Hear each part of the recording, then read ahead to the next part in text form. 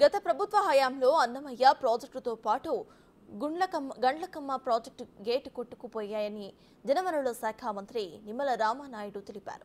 వర్షాకాలంలో తీసుకోవాల్సిన జాగ్రత్తలపై జలవనరుల శాఖ ఇంజనీర్లతో ఆయన సమీక్షను నిర్వహించారు. ఆ సమయంలోనే పెద్ద ఎత్తున వరద నీరు ప్రాజెక్టులకు వస్తుందని, గేట్లు, లోకుల వద్ద భద్రత ముఖ్యమని మంత్రి సూచించారు. పైనుంచి వస్తున్న నీటిని శివారు ఆయకట్టుకు కూడా అందించాలని మంత్రి ఆదేశాలు జారీ చేశారు. ఖరీఫ్లో ప్రతి ఎకరాకు కూడా సాగునీరు ఇచ్చేలా ప్రణాళికలు సిద్ధం చేశామని మంత్రి తెలిపారు.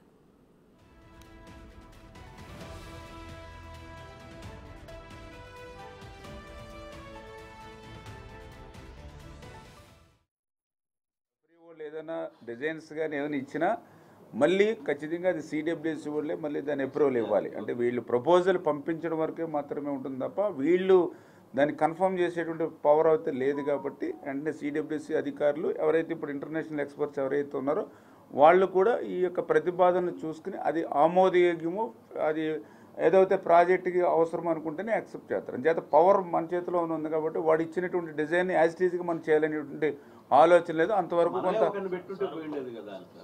అదే ఆలోచన కూడా ఉంది. మనము కూడా ఏదైనా ఒక ఏజెన్సీ నుండి అంటే కాకపోతే మరీ ఎక్కువ ఏజెన్సీలు ఉన్న కన్ఫ్యూజన్ కూడా ఎక్కువ క్రియేట్ అవుతుంది. అది కూడా ఆలోచనలో ఉంది. ఎంతవరకు ఏంటనేది ఇంకా భవిష్యత్తులో ఆ డయాఫ్రమ్ వాళ్ళు ఏదైతే ఉందో అది లాస్ట్ గవర్నమెంట్ అంటే ఆ 15 నెలలు కూడా అక్కడ పనిచేసేటువంటి ఏజెన్సీలు లేకపోవడం, అదేవిధంగా అక్కడ సమర్థవంతులైన అనుభవమైనటువంటి అధికారులు లేకపోవడం వల్లే ఆ డయాఫ్రమ్ వాళ్ళు నష్టపోయింది. ఇది ప్రభుత్వ తప్పిదం అని చెప్పి చాలా క్లియర్గా మీరు చెప్పినట్లుగానే ఆ రోజు పీపీఏ ఏదైతే ఉందో వాళ్ళు మినిట్స్లో నోట్ చేశారు.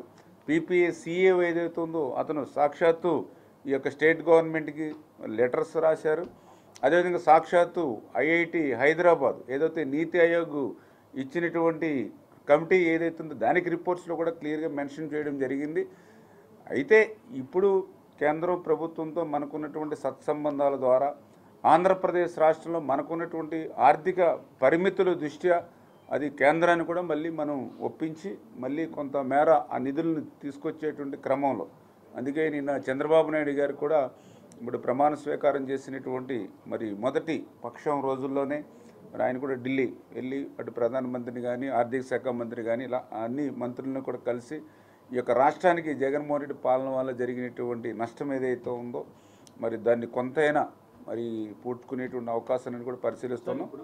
ఇక్కడ ప్రభుత్వ నిర్లక్ష్యమే ఎక్కువ కనపడుతూ ఉంది ఏజెన్సీ నిర్లక్ష్యం కంటే. ఎందుకంటే ప్రభుత్వం చేసినటువంటి తప్పిదాలకి వేళ ప్రాజెక్టు బలైనటువంటి పరిస్థితి. ఎందుకంటే ఇప్పుడు నష్టం ఎప్పుడు జరిగింది? 2019 మే నెలలో ప్రభుత్వం మారింది. 2020 వచ్చినటువంటి ఆగస్టుకు వచ్చిన వరదలకు ప్రాజెక్టులో ఉన్నటువంటి డయాఫ్రమ్ వల్ల నష్టపోయిందని చాలా క్లియర్గా ఐఐటి హైదరాబాద్ నిపుణులు చెప్పారు. అంటే ఆ నిర్ణయం ఏదైతే ప్రభుత్వం తీసుకుందో అంటే ఆ జగన్మోహన్ రెడ్డి అనాలోచితమైన నిర్ణయంతో రివర్స్ టెండరింగ్ అని పేరు చెప్పి ఆ పోలవరం ప్రాజెక్టునే రివర్స్ చేసి ప్రశ్నార్థకం చేసినటువంటి పరిస్థితి. చేత ఇక్కడ నిజంగా తప్పిదం ఎవరి చేతిలో ఉందంటే అది జగన్మోహన్ రెడ్డి చేతిలో. అందుకే మన ముఖ్యమంత్రి గారు కూడా చాలా క్లియర్గా చెప్పడం జరిగింది. ఇంతటి విధ్వంసాన్ని పోలవరంలో చేసినటువంటి జగన్మోహన్ రెడ్డికి ఏ శిక్ష విధించాలనేది ప్రజలే నిర్ణయం చేయాలి. ఇటువంటి వ్యక్తి ప్రజాస్వామ్యంలో ఉండడానికే అర్హుడు కాదు అనే విషయాన్నే అందుకే ప్రజలకు కూడా ఒక డిబేట్ కూడా పెట్టడం